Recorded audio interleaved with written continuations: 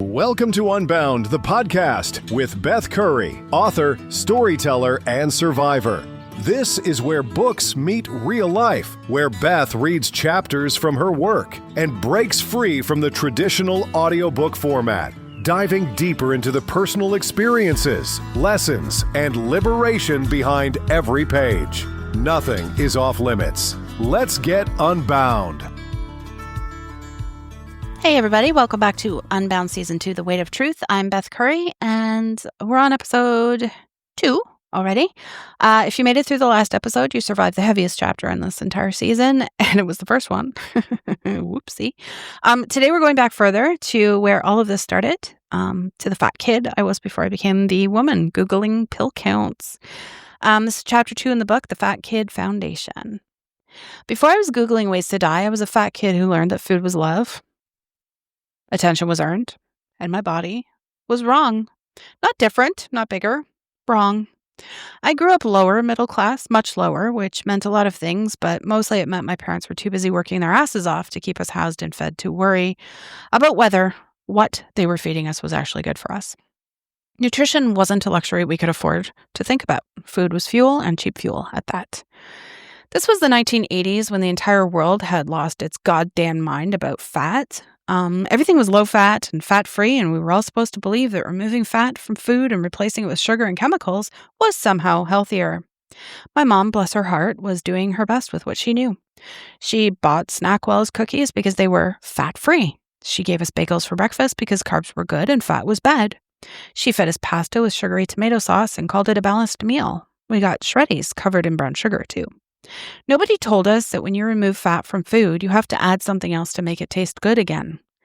And that something else was usually sugar, corn syrup, or some chemical concoction that made us hungrier than we were before we ate. Nobody told us that eating a giant bagel for breakfast would spike our blood sugar so high we'd crash by 10 and be ravenous for more carbs. Nobody told us that low fat usually meant high sugar, and that sugar was turning our bodies into fat storing machines. But more than that, nobody told us that food wasn't supposed to be the answer to every emotion. When I was sad, there was ice cream. When I was celebrating, there was cake. When I was bored, there were chips. When I was stressed, there was whatever was easiest and fastest and would shut up the noise in my head for a few minutes. Food became my therapist, my best friend, my reward system, and my punishment, all rolled into one. It was the most reliable relationship I had because it never said no, never judged me, never asked for anything back except money we didn't have much of anyway. Being a fat kid shaped my identity in ways I'm still unpacking decades later. I became the funny one because if I made people laugh, they might forget to notice my body. I became the smart one because if I was useful enough, valuable enough, maybe they'd overlook the fact that I took up too much space. I became the people pleaser because I learned early that fat kids don't get to be difficult. We have to be grateful for any attention, any inclusion, any scrap of acceptance we can get.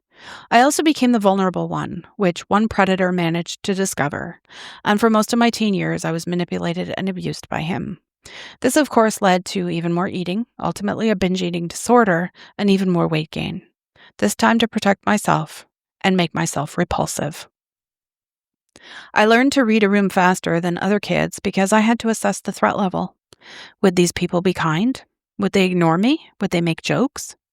I developed a sixth sense for where the danger was coming from and how to minimize it.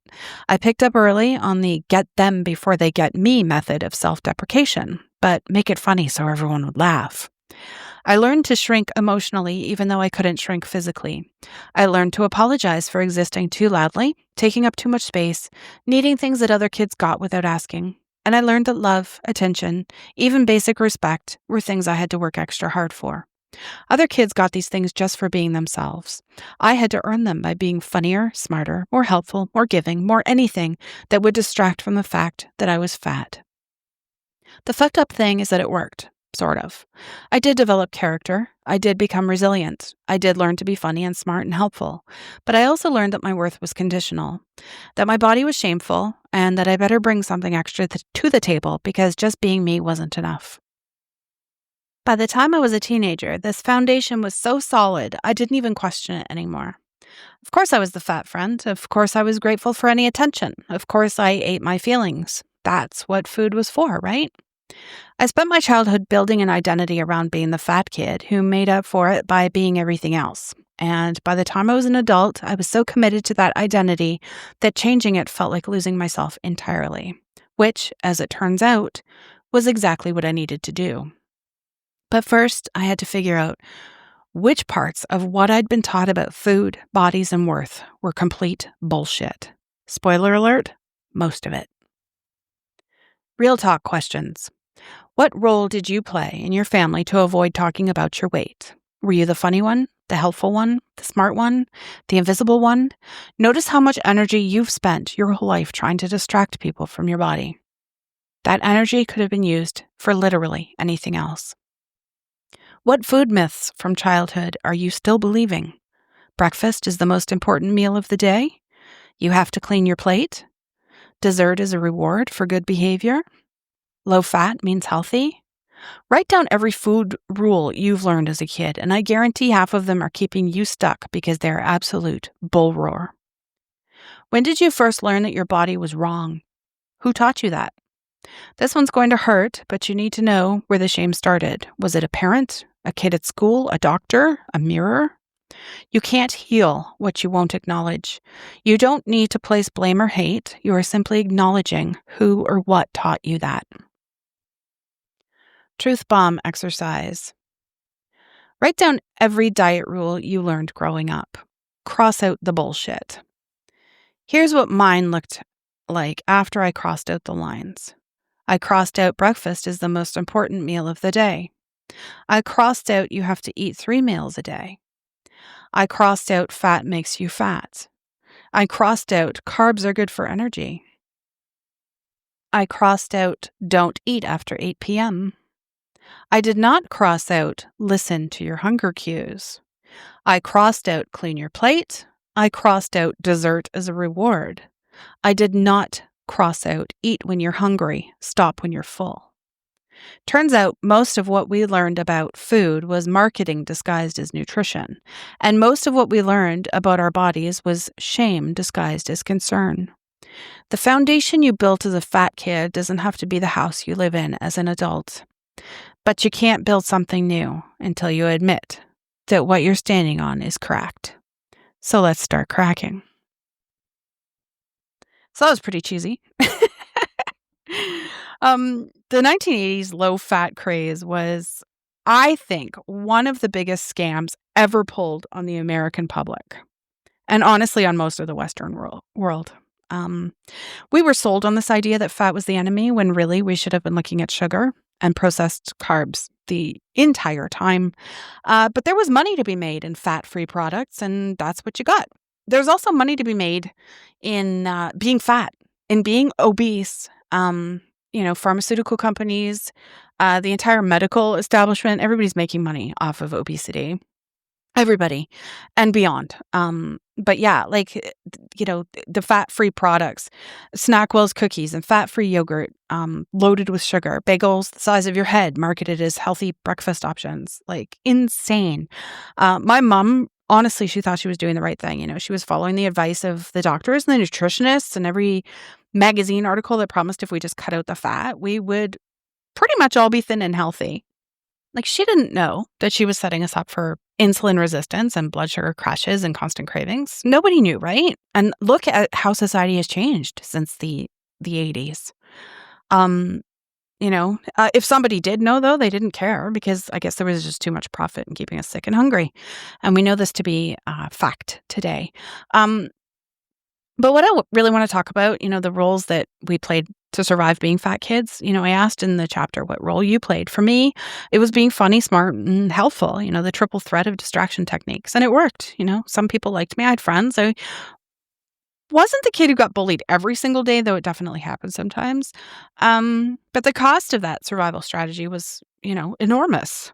I spent so much energy managing other people's perception of me that I never learned who I actually was underneath all that performance. I was so busy being useful and funny and being the person everyone could count on. I forgot I was allowed to just be me, to take up space without being sorry for it, to need things without earning the right to need them first. And that bit I mentioned about becoming vulnerable and attracting a predator, I don't talk about that often. It is part of my story. It's season 3. It's going to be season 3. When you're a fat kid who's taught your body is shameful and you're lucky to get any attention at all, you become a target for people who understand that vulnerability and they know exactly how to exploit it.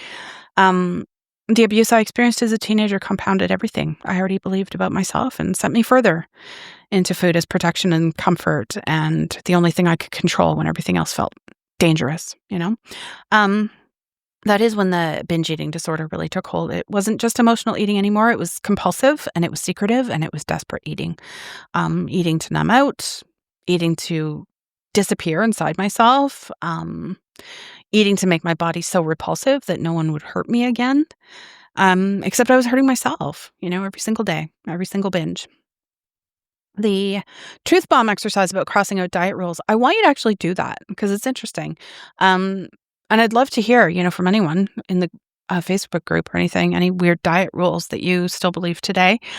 Just get a piece of paper and write it down. Every food rule you learned growing up, look at them. How many of them are actually based in science versus marketing?